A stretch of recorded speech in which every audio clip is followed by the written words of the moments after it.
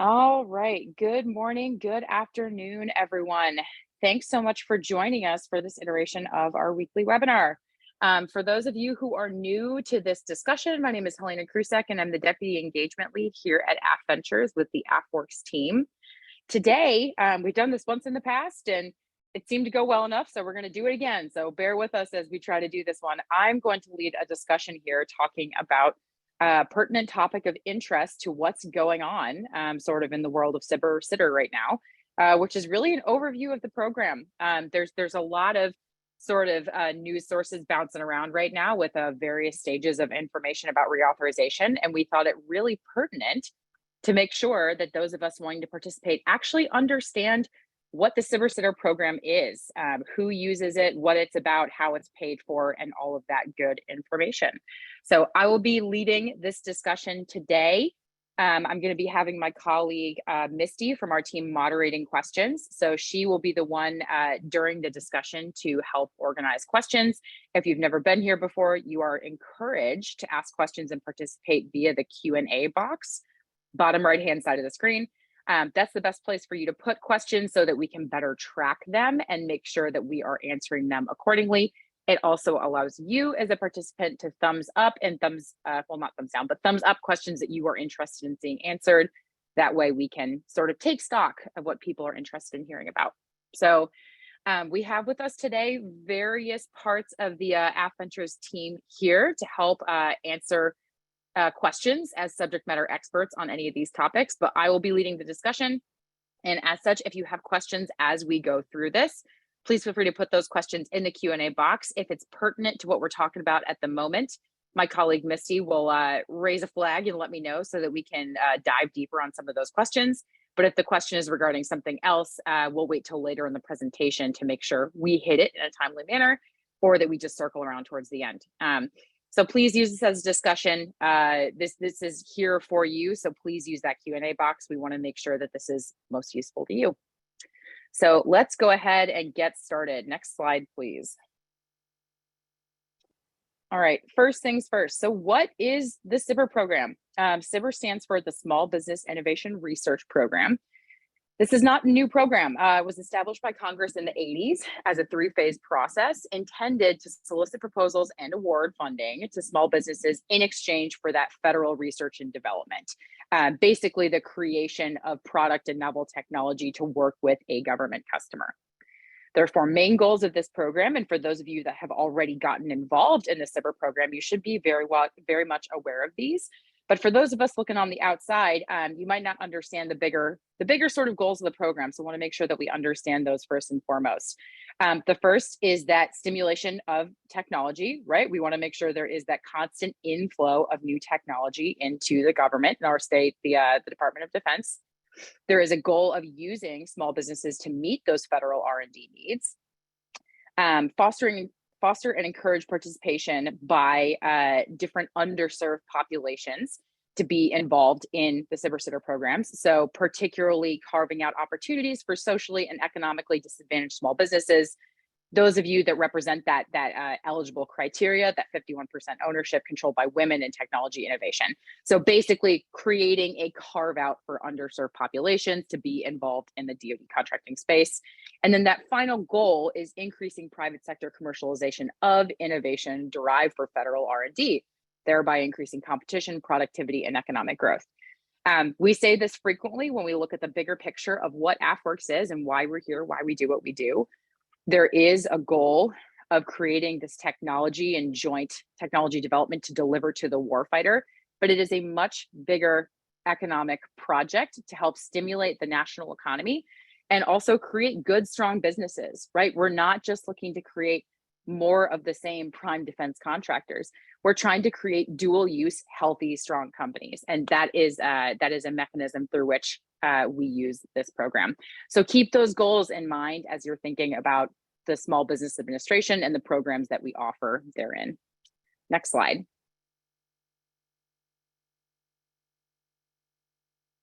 All right. So that takes care of SBIR. The next side of the coin here is STTR, and that's the Small Business Technology Transfer Program. Established about a decade later, similar purposes, but the main difference is that this program was set aside to help make sure that there is a carve out for those that are working with research institutions. That research institution can be inclusive of a university, a federally funded research and development center. You might hear the term FFRDC thrown around, or some other qualified non-for-profit research institution. The STTR program itself is not used as broadly as the SBIR program across the national government. It is used primarily by the Department of Defense, Department of Energy, NASA, NIH, and NSF. So just keep your eye out if you are interested in working with a university partner. There are limited potential customer avenues through which you can work with folks in this space. Next slide here. All right. How's the program funded? There's lots of documentation about this, and you're seeing a lot of this being battled out in real time with reauthorization right now in Congress.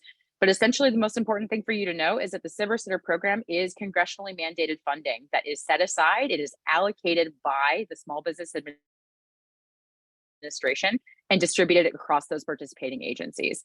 So this is not something that, yes, that it is something that must be set aside by Congress, but it's not a specific carve out through which we have to go ask for more funding. It is already set aside.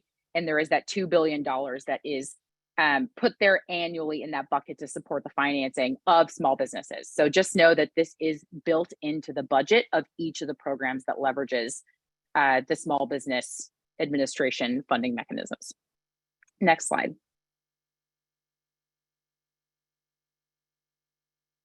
All right. As I mentioned, most of the US government participates in SBIR. As you can see here, really broad swaths, not just the Department of Defense, but also folks in the science institutes, right? So thinking this National Science Foundation, NASA is very much bought into this process, the Environmental Protection Agency.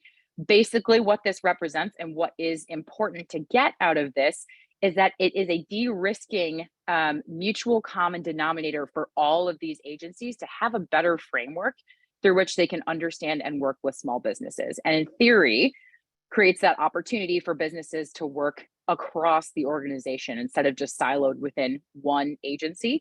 It creates that framework for use across all of the different agencies, which is a really good selling point for helping to communicate that value of what the SBIR program does. Next slide. As mentioned, DoD is in this. Oh yeah, go ahead, Misty. So we have a question here. It says, is the SBIR program intended to support hub zone companies? Are those considered economically and socially disadvantaged? Does anybody know that answer? Good question. I would need to defer to what's actually in the language with the Small Business Administration. I'm fairly sure that hub zone is one of the qualified standards through which they designate one of those underserved groups. Can anyone else on the call confirm or deny that? Want to make sure I've got the right information for this individual. I think that's a yes. But of course, I defer to SBA. Definitely, if you're not sure, go look at the instructions. It's a good assumption that if you are a certified self-identified small business, that you are a part of that carve out, especially if you have done that certification through the Small Business Administration. So good rule of thumb, check with their website. But if you are self-identified in that way, there is a good chance that you are a part of that carve out. Hopefully that helps. Okay, Misty, any more questions on that, or can we keep moving through the DoD participating organizations? We will continue moving on. All right. So as you can see here, virtually all of the Department of Defense participates in the SBIR program. So again, a really great word for the fact that this is a common operating framework through which the broader DoD shows its interest in working with small businesses. There will be points later on here that we'll discuss about how to get involved with each of those. Essentially, the DoD uses one central location through which it solicits and processes basically small businesses to submit things. That all happens through DSIP. All of these organizations participating through the Department of Defense utilize that resource. So it's a really great central authority hub for you to know what solicitations are up at different points in time and which agencies are using them. So we always say this, but read the instructions, make sure you're referring to DSIP. That's always the sole source of truth in terms of what solicitations are open and available. Next slide. So now we're going to look at the slight differences and nuances between the two. Again, if you've done this before, you already likely know this, but this is important for those of us to know that have never touched this before.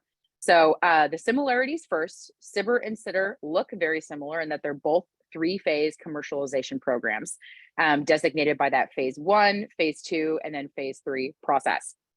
The results of that SBIR-STTR program, regardless of whether or not you choose one STTR over the other SBIR, results in sole source justification for use by all US federal entities.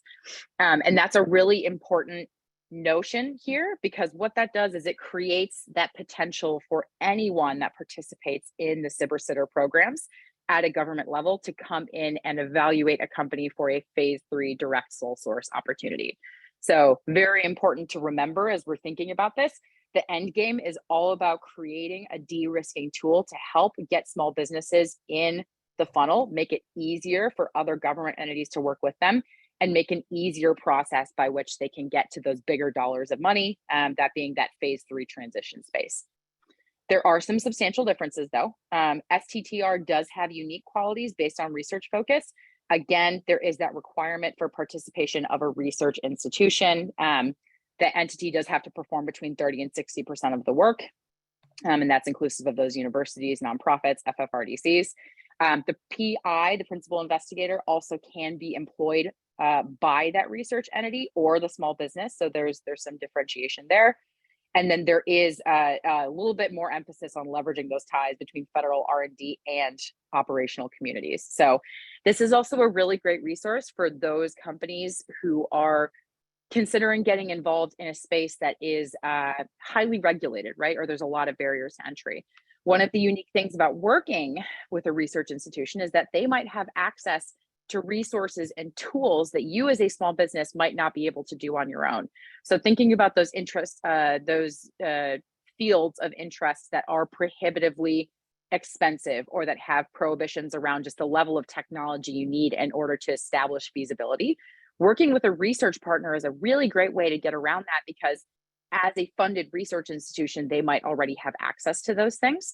Another great shout out for working with universities is that they also usually have IP and patent offices. So as you are trying to navigate some of the nuances around the technical kind of mucky stuff of this, a lot of times those research institutions will have someone already paid on staff on their research team who can help you to navigate a lot of this. So another really good shout out and proof point for working with a research institution via STTR. Any questions about this one before I move on? I saw a Q jump up in the chat. Nope, nothing regarding this. Okay, all right, next slide. All right, the non-negotiables. We've touched on this before, so I won't harp on it too long. Basically, the bottom line is that your company must have 500 or fewer employees. They must be for profit. 501(c)(3)s are not eligible. They can be considered as subcontractors or consultants, but they cannot be the primary contractor. And it must be primarily US owned, at least 51% ownership by US citizens and or permanent resident aliens. There are additional considerations for venture-backed companies, and I do encourage you to go check out that documentation on the SBA. And there are also regulations around who the PI is, that primary employment by the applicant small business during the SBIR award period. Again, that is for SBIR only. That can vary for STTR who employs that PI. But again, please be sure to read that full eligibility requirements. It is dense, but it's good for you to know because it's there to help you, not to hurt you. So go check that out if you have any other questions. Next slide. All right, so this is where we start getting into some of the nuances and the ways that we differ from the way that the broader government leverages the SBA here.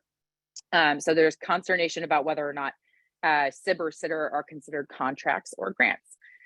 Important to understand the differentiation between the two, right? So grants are used primarily to accomplish a public purpose or advance some kind of national objective, right? It has to stimulate some kind of activity. So really there is not necessarily product deliverables attached to it. And the only entities that are using that are folks like Department of Energy, NOAA, NSF, USDA, and other entities that actually think about those public problems, those bigger public problems, right? Contracts, alternatively, are used to procure goods or services and provide a direct benefit to the government, primarily used by the DoD. And you will see if you are looking to solicit a response for a SBIR sitter, that's probably going to come from the Department of Defense in exchange for a contract. NASA also does this, Homeland Security, Department of Transportation, and EPA also award those contracts. So just a real point of differentiation. Make sure you understand the semantic differences between contracts and grants. Department of Health and Department of Education both award both. And the type of award affects reporting requirements. So again, you are going to have to read the instructions pretty closely, but the important news for you is that this does not change if you're staying within the Department of Defense. That does not change the complexity of those requirements, financial system, customer base, et cetera. Department of the Air Force explicitly only uses award contracts. So just important rule of thumb when thinking about working with the Department of the Air Force. Next slide. All right, what you will see if you go access DSIP, and you can see it there at the website hyperlinked here, that DoD SBIR sitter page. As I mentioned, this is where all of the solicitations for the Department of Defense originate from.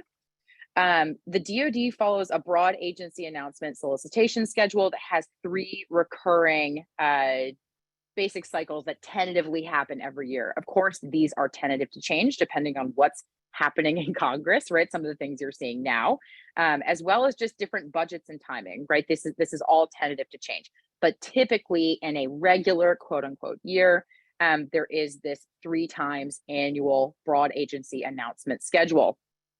Air Force and Space Force organizations submit specific topics into these solicitations.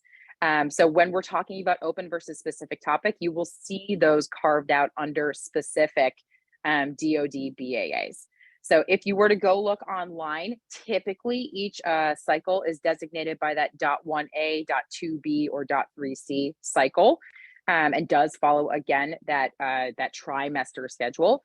One note of importance here is that the last DoD, I believe it was the .3C cycle, was called back. And what we did as an Air Force institution to try to make sure that there was still availability to look at those specific topic solicitations, we absorbed those into our 22.4D cycle, those specific topics. So you can see those now currently online. Close date of that, I believe, is 29 September. But please note, typically this is the usual schedule, tentative to change. Next slide. All right, we have been iterating on these slides for some time, and we added this one because we wanted to make sure that everyone understood really the differences in when you can and cannot talk to the government during this period. And there is a reason for the pre-release and the open period. And I see on there we've got open period. So human error there, sorry about that one. The big important thing to take away from this is that during the pre-release of a solicitation, small businesses are allowed to talk to the TPOCs to ask technical questions about those topics. Topics will include contact information listed for the assigned TPOC, and this is especially so for specific topic. Make sure you're going in and reading that. Questions should be limited to specific information really relating to improving the understanding of the topic. Sometimes there is confusion on the part of folks about what kinds of communication are ethically allowed to happen.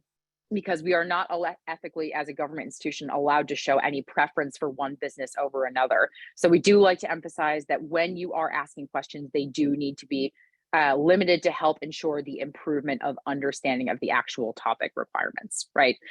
All of that is completely allowed and okay during the pre-release period.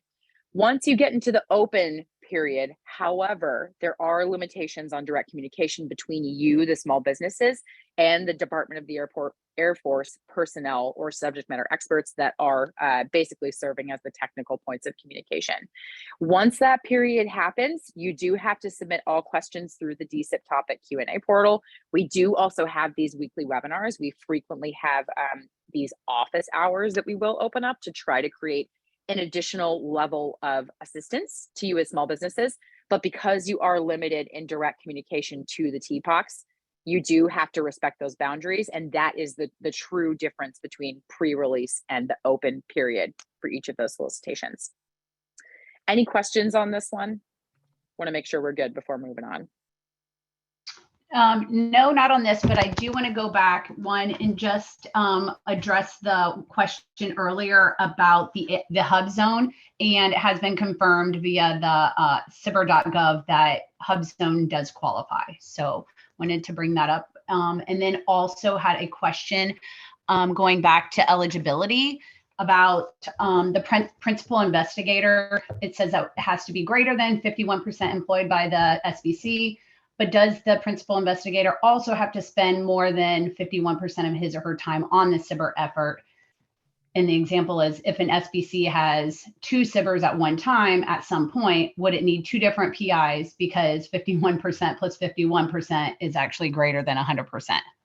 So I know that's a very long question, but no, it's a good question, and thank you for bringing that one up, because that is good. I will defer to the actual evaluation team, who are probably the experts here. I would imagine it's always good practice to have different PIs, but perhaps Justin, do you know the answer to this one? Yeah, I was typing it as you asked it, Misty. So correct, the primary or the principal investigator's primary employment.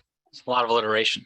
Has to be with the firm, or in the case of sitters, it can be with the firm or the university, but they do not have to spend the majority of their time, 51% of their time, on the effort.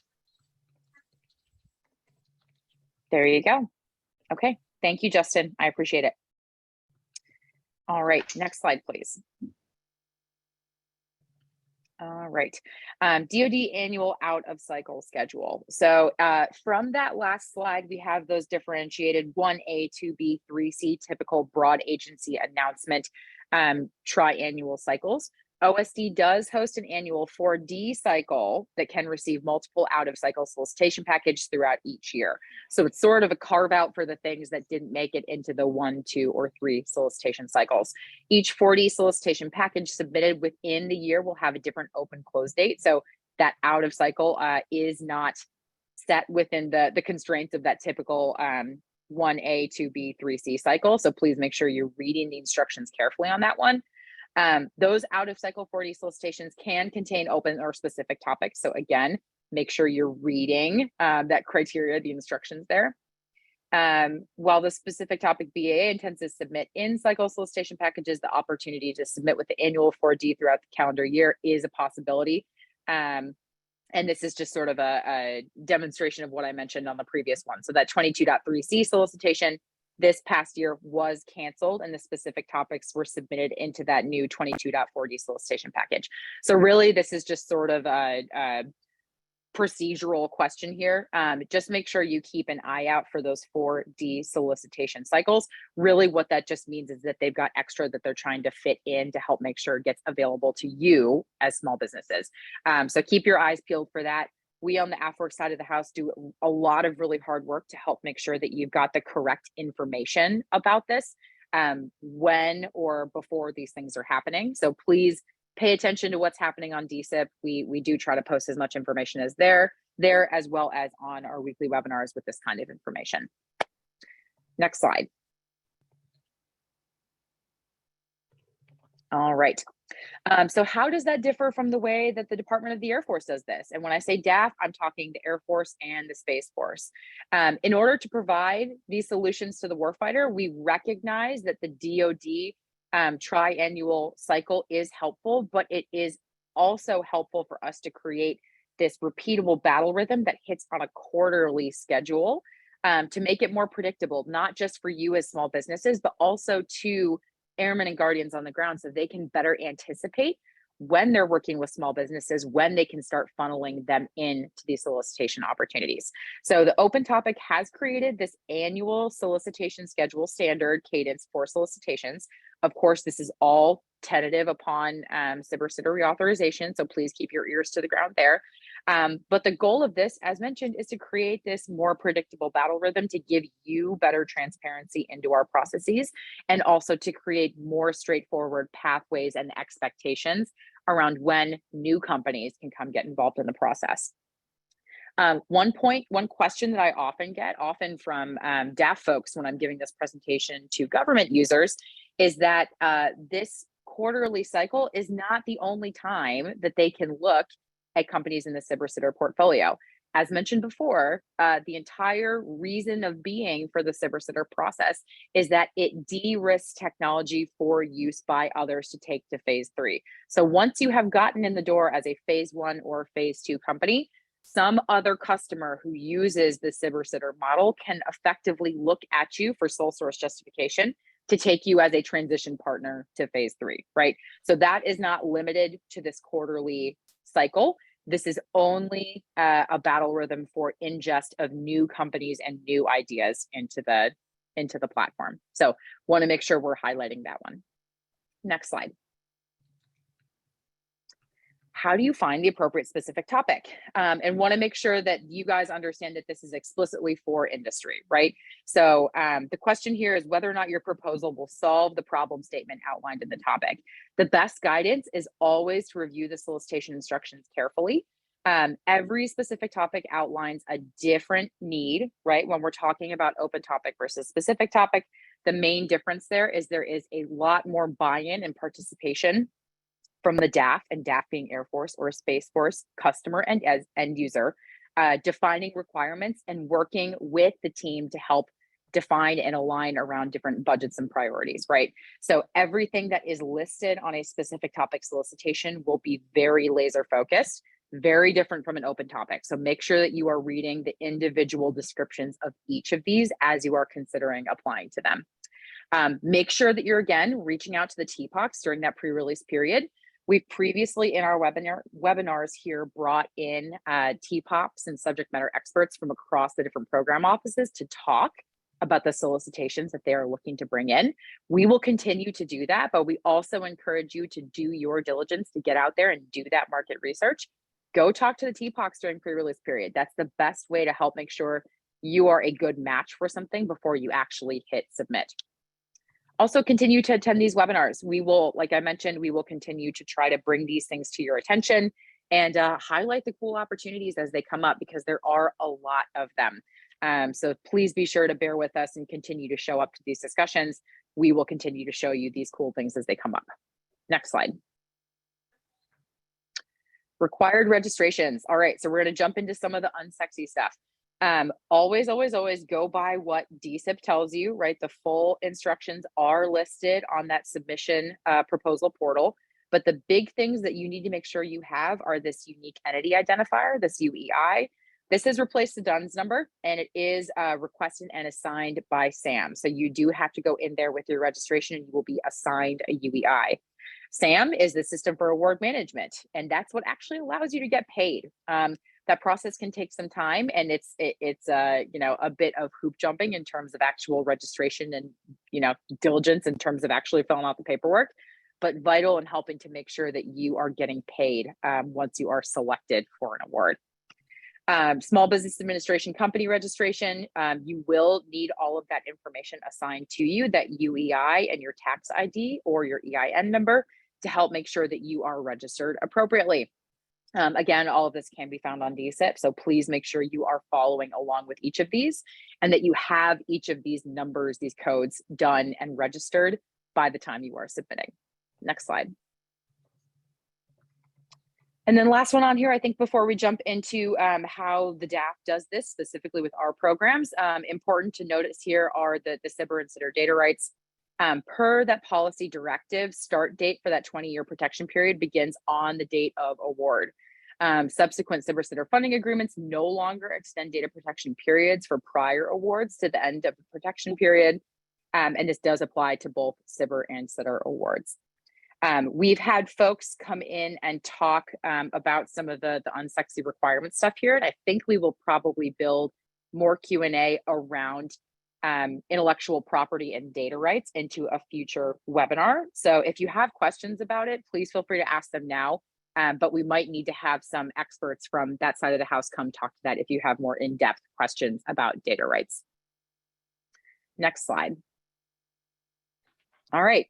So now we're going to get into the stuff that you might have seen before if you've been to any of our previous webinars. I want to take a moment just to pause really quickly. Any questions on anything that we've gone over previously, or can I jump into the specifics of our program?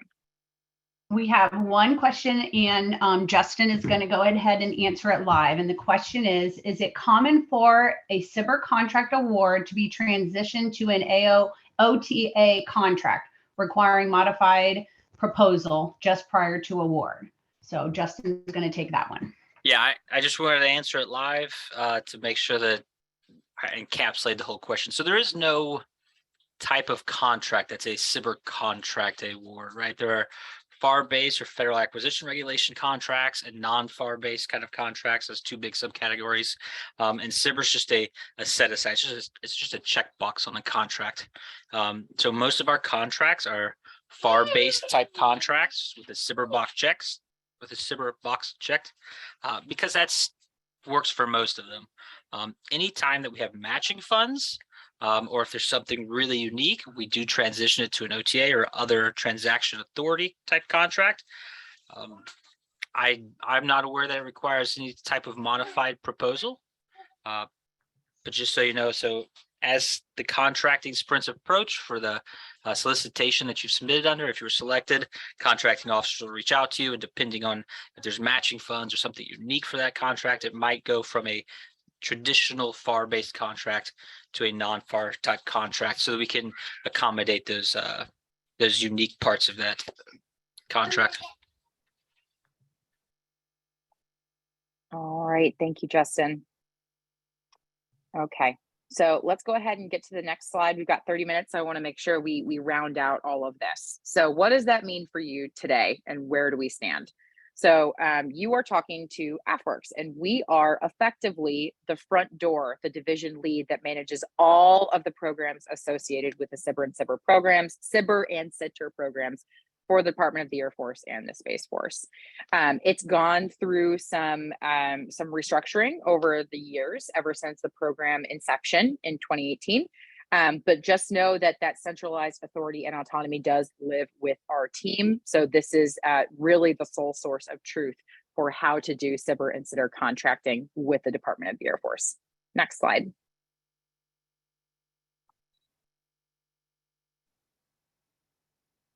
How do we do this? So we mentioned previously in this discussion, specific topic, open topic, and one that we have not spoken about too much is Strat by TAC-FI. Really, the first two here, open and specific, are two sides of the same contracting coin. They are both different carve-outs to help ensure that the Airmen and Guardians we work with through the Department of the Air Force are able to find the right kind of technology for their needs, and also to create the right sorts of venues to temper understanding of what we should be looking for, right?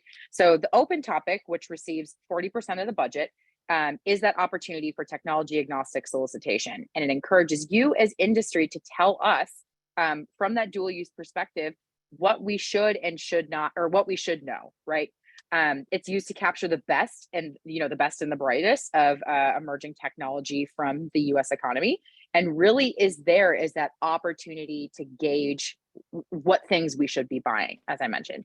Alternatively, specific topic, which also receives 40% of the budget, which is an important carve out to mention, is there to help ensure the Airmen and Guardians who might traditionally have a harder time accessing something through that dual use spectrum of technology are able to find something more laser focused. So as we've previously seen in past webinars, some of the technology that they're looking for are things that private industry on its own might not be able to do, whether that's because it is very cost prohibitive. The intended customer they're working with is in a highly regulated environment. Again, think about the Nuclear Weapons Center. Very difficult for someone, just a startup getting started, to be working with things like radioactive isotopes, right? That's something you might need to be working with an FFRDC, a university, or someone with a bit more requirements definition to help understand what it is they're looking to buy. Those folks looking to buy those things might historically have a hard time finding what they need through the open topic. So specific topic is there to make sure that all Airmen and Guardians, regardless of outcome, are able to find what they need from you as small businesses. The last one on here, Strat by TAC-FI, these are basically phase 2B programs. Strat-FI stands for Strategic Funding Increase Program, TAC-FI for Tactical Funding Increase. And basically, this is additional funding to help make sure that your phase 2 efforts are leveling up to the level they need to be in order to actually achieve that technology transition at phase 3. It's also a further de-risking mechanism that allows us to get more funding input from match sources. So this is a great way to bring in money from other folks, whether that's another customer on the government side or whether that is a private sector investor. There are different capabilities for matching funding and thereby de-risking that development through syndication. Next slide. Hey, Helena, I'm gonna Yes. break in real quick. Since we just talked about STRATFI TechFi, there is a question, and maybe Melissa or someone from the TechFi STRATFI team could answer about why there's a lack of communication on the STRATFI TechFi timelines. So if anyone can come off mic and answer that question, we'd be appreciative. Thank you.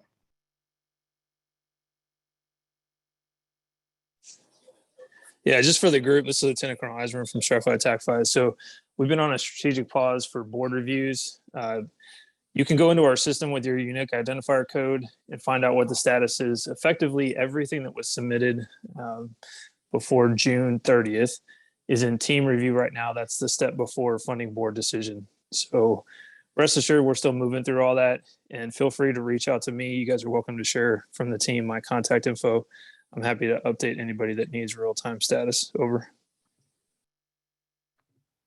Thank you for that, Chase. And just a reiteration of this is that this is a very technically in-depth, involved process. It's one thing for all of us to coordinate as an all of Air Force to source evaluators and look at actual technology being proposed at the phase 1 and phase 2 levels.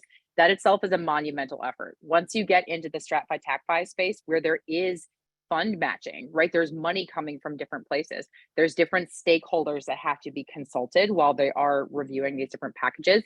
It necessarily is going to take a longer period of time. So one of the things that our team is doing is trying to streamline those things and create opportunities for there to be more visibility.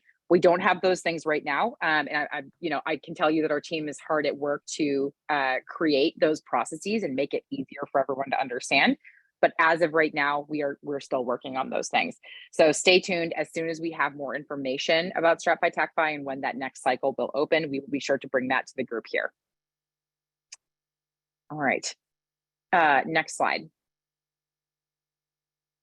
So how the program works. I keep referring back to this slide because it's a really good one. It visually helps people to understand the number of companies that are getting in the door, as well as how each of these phases flows into each other. So as you can see here, regardless of if you were doing SBIR or STTR or open topic or specific topic, each of these phases allows for flowing into the next stage, ultimately with the intention of getting to that phase 3 transition. So for both of these, you will notice for phase 1, there are small differences between the dollar value size of the award, as well as the period of performance and number of awards given during the year. That's partially because there is different amounts of work that need to be done during that feasibility study period. On the open topic side of the house, there's a much heavier emphasis on that market research, right? You as a small business involved in the phase 1 process on the open topic side are incumbent to go out and do research. Make sure you're having those conversations with potential customers and end users, because the non-negotiable for admission into the phase 2 process is that you must have a customer memo signed with that customer and end user included. That's why that is a shorter period and a shorter dollar amount, because that is involved in you going out and doing that research. Alternatively, on the specific topic side, it's a greater dollar value amount and a longer period of performance, because the customer and end user are, in theory, already built into that process. When they go and define those requirements and get signed up for the funding, they're already bought in. They already know what they're looking for, right? When those 2 gentlemen that came from the specific topic proposals in past webinars here came to talk to us, they already had different definitions and ideas around how many awards they were looking to bring in, as well as whether or not it was a direct to phase 2, a phase 1 into a sequential phase 2.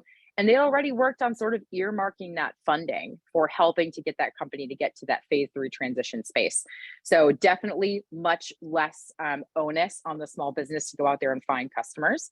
Of course, it's always a good thing, right, to be thinking about other customers and bringing those folks into the mix. If you want to build a healthy dual use company, that's always a good idea. But just to understand that that is the main difference for why the dollar values are different from open topic and specific topic, but also want to make sure we are emphasizing the fact that they're both equally valuable and viable options to get into that path towards a phase 3 transition. From there, you can see phase 2 looks very similar, about the same dollar value amount. It can be slightly more for those specific topic entities that are leveraging the STTR side of this, up to 1.7 million. Again, similarly longer period of performance for a specific topic than open topic. But basically there is that requirement then that there must be a signed customer and end user attached to it for both open topic and specific topic. You'll see in there that there are necessarily fewer phase 2 winners than there are phase 1 winners. And that's because you do have to have that customer and end user bought into the process, right? They do have to sign on that piece of paper saying, yes, we are interested in piloting this prototype. It is not committing them to using any money. It is just basically a checks and balances system for us to ensure that there is a legitimate potential customer that wants to work with you. And thus really the number in award drop off between phase 2 and phase 1, just for your understanding. You'll also see that there are even fewer STRATFI TACFI awards. Part of that is because there's even lesser funding amounts. It only represents about 20% of our budget, but there's also fewer awardees because they are much larger awards. TACFI awards can be in the ballpark of anywhere up to 1.8 million of SBIR funds. If you are looking to fund match that can be up to like the $3 million benchmark in terms of match funding. And then STRATFI awards, same deal, $15 million in SBIR funds, which we have seen some massive awards come through here when all is said and done, leveraging SBIR funding, other government funding, and private funding. These can be huge awards, right? So there are necessarily even fewer STRATFI and TACFI awards. Again, these are representative of those phase 2B awards. And then the ultimate goal of this, we keep saying it, but want to make sure you all understand, the goal is not just to live in SBIR phase 1, phase 2. This is a de-risking mechanism for you to get into phase 3. And that phase 3 is a continuation, derivation, or extension of the SBIR phase 1, phase 2, or STRATFI TACFI work. It is a contract with a partnering US government customer. And what's great about it is that it doesn't leverage SBIR funding. So the customer end user that you're working with can get creative about the way that they want to fund this thing within limitations, of course. Really, it is our ultimate measure of success. So really just want to emphasize the whole point of this is helping to ensure you have a better path forward for getting to phase 3 transition. Any questions on this? I know there's a lot of information here. Misty, we good on questions for now? Yep, we are good. Okay, next slide, please. I think we're actually coming towards the end. We are, okay. So just a quick listing of the resources. There's a lot of really good tutorials and information, documentation around what the Small Business Administration has set out there for SBIR and STTR programs. All that information can be found on SBIR.gov. Please be sure to reference those tutorials there. That's good information. Also, please refer back to DSIP. That is the singular source where we solicit and receive solicitations for anyone interested in working with the Department of Defense. It must go through DSIP. So please make sure everything is kosher with your registration there. And if you have questions, there's also a good library of training materials there. We do also have this weekly webinar series. We do try to update and target information to be the most useful for you companies going out there and thinking about getting involved in the SBIR program. So we are always looking for information on how we can provide better information, right? If there's some question that we haven't been able to answer for you, please let us know. We are always working on our weekly webinar schedule. And we also have a really great backlog of previously recorded webinars for your use. Do encourage you to check those out there, as well as accessing that SBIR help desk. They are always available to help. Next slide. Quick shout out, if there's no questions about any of those resources or any of the official documentation, want to make sure that we are quickly announcing next Thursday's webinar. We're having this special event. We will be live streaming, hopefully, knock on wood, as long as the technology allows us to do so. This discussion that I'm hosting at this conference called Fed Supernova, happening down here in Austin, Texas. focusing on leveraging Air Force technology integration support centers.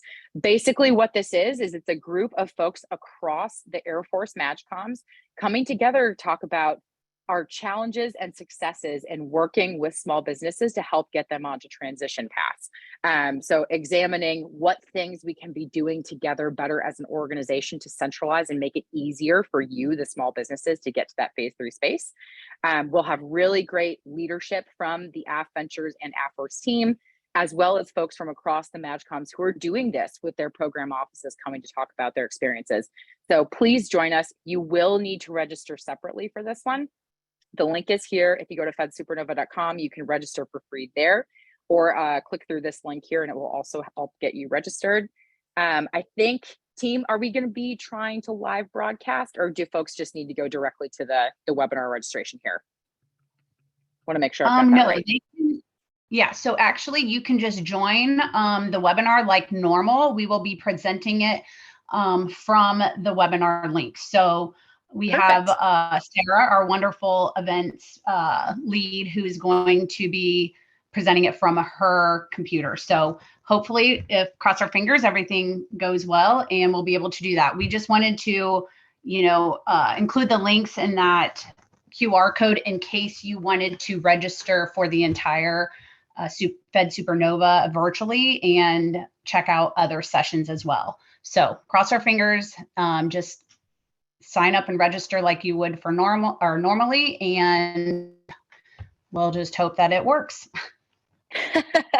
And in the event that it does not, we will come back with some signage to let people know. We will bring talking points to the next discussion, but keep your eyeballs peeled for that one. This will be a really good discussion, and regardless of whether or not we're able to get the technology actually working that day in streaming, we'll be coming back and talking about lessons learned at the next webinar. So please join us, and thank you, Misty, for pulling this slide together to help make sure everyone's got the right information on it. I think we're coming towards the end of our slides. Next slide here. Perfect. There we go. Happy to open the floor up for questions. I know we've only got 12 minutes, but want to make sure that we are rounding out any questions, helping to make sure that you understand everything that was presented here today. Misty, any remaining questions? Yes, we have one additional question about the Silver Sitter program reauthorization. So congressional funding for the Silver Sitter is scheduled to stop 30 September, which I know everybody is uber aware of. And the question was, will programs funding continue if a CR is passed? Assuming that versus a budget. Not exactly sure. I think continuing resolution is passed versus a budget. Okay. So I don't know if anybody is able to so answer that. I know previously Chase has answered some questions on this one, so I'll let him be the expert if he knows something better here. I am of the understanding that actually, I don't even want to give the incorrect information. Chase, do you have the answer to this one? Yeah, I think the prevailing guidance is anything that's on existing contract is good, and the funds will continue to flow for those.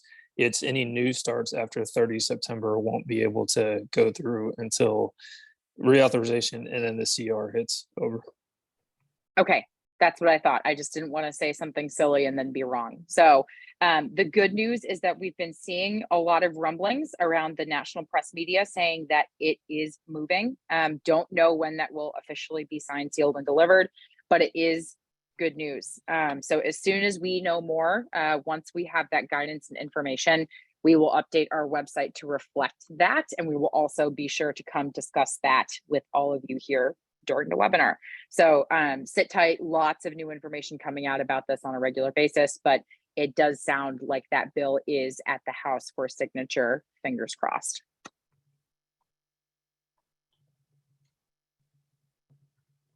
Okay, all right, great. Misty, and we any have more another questions? question just popped. Yep, another one just popped up. Someone is asking what the next steps would be for a company who's brand new to this. After registration, are there open contract solicitations? Yeah, so in terms of what is open right now, you would need to refer to DSIP to see what are the official ones, right? I believe currently those are only specific topics that are open right now. Pending reauthorization, as long as everything does happen according to plan, we are planning on from that quarterly battle rhythm to have another open topic cycle happening. And actually, Sarah, if you can pull up that the DAF open topic annual cycle real quick so we can just refer to that one. Can't remember what slide number it was. Keep going, keep going. Yep, there we go. There we go. So of course, pending reauthorization, I can't make this any bigger, unfortunately. If you can zoom in here and look at it, you can see the dates we are at. This will be as of October. There will be an open direct to phase 2 solicitation happening in the fall, of course, pending reauthorization. So sit tight, we'll have more information for you there. That would be the next open topic window. And then the whole thing will restart in the new year. So keep your ears open. We will have more information for you there, hopefully shortly. Justin, go ahead. Yeah, I was just going to suggest that if you're new to this, there's not an open, there's not a released open topic solicitation. There's specific topic solicitation is out there. If you want to look into what an open topic solicitation looks like, DCIP, the Defense Cyber Sitter Innovation Portal, has all of the old solicitations on there. If you go in there, look for topics and just look for closed topics that fall within the Air Force Commercial Solutions opening, then you'll find some of the old ones. I would focus on more recent ones, and you'll be able to get a feel for what sort of requirements there are for it. Might be slight changes, but it'll give you an idea. Awesome. Thank you for that shout out, Justin. Justin is my wealth of information. So yes, DCIP and Justin, great resources here. All right, we have another question. Is there unobligated FY22 funding that's available, or do you need FY23 appropriations? So I think that probably depends on who your customer is, right? So in terms of the actual Cyber Sitter budget, I believe there should not be any leftover funding. There might be funding left over depending on customer end user who has their discretionary budget. If they have their own funding, that might be something relevant to their individual program office or wing or whatever have you. I would imagine that probably is not inclusive of Cyber Sitter funds. Can anyone on the team confirm or deny that?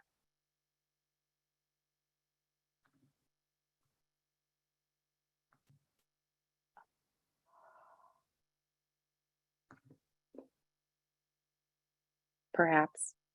Okay, we might have to go back and bring get some answers for you on that one.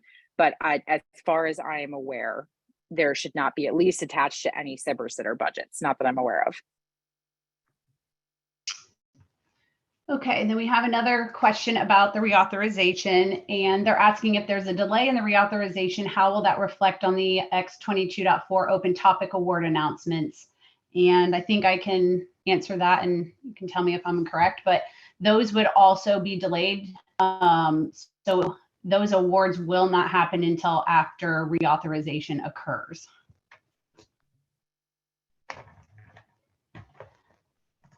And then lastly, we have a question about dual purpose offering.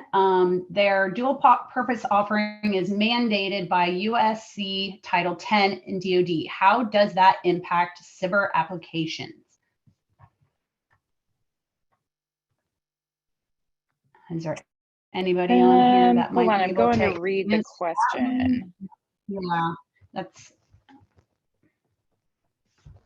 So I'm not familiar off the top of my head. I don't know if anyone else from our team can answer this one, or if that's something we might have to push to a one-to-one question via our engagements email inbox.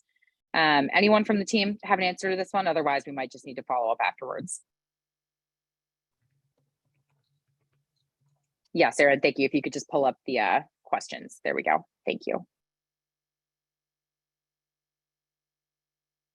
Okay, so Mr. Cox, if you want to follow up with our team to ask that question, if you send the note over to engagements@afworks.af.mil, we can help try to follow up and get you the right answer.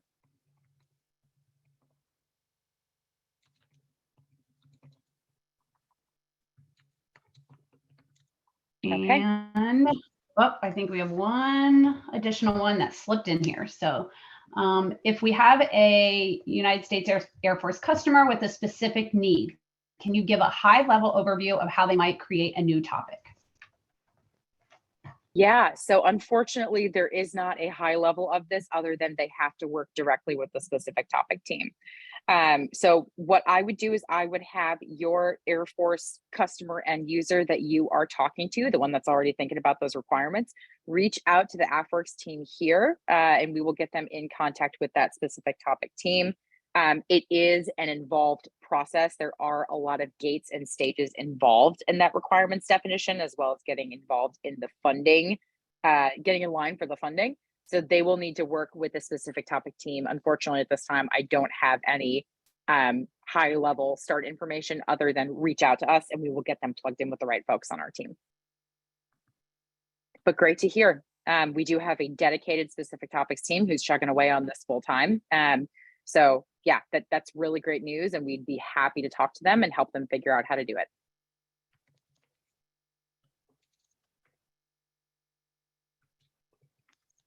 All right. And I believe that is it. Okay, well then, if there aren't any more questions, I want to be sure to thank everyone for joining us here today. I know this was a hard and heavy, lots of slides and lots of questions, so I appreciate everyone staying involved and participating the whole way through. Thank you to my AFWERX team for joining and helping to answer questions in the background. We will see you next week at the special event, and then for recap, talking about takeaways at the next one. So please join us. All of these slides will go up on AFWERX.com later, so you can go back and check out the QR code as well as the deck presented here, so you can go get registered for that special event. And we will see you at the next one. Thank you so much, everyone. Have a great rest of your week.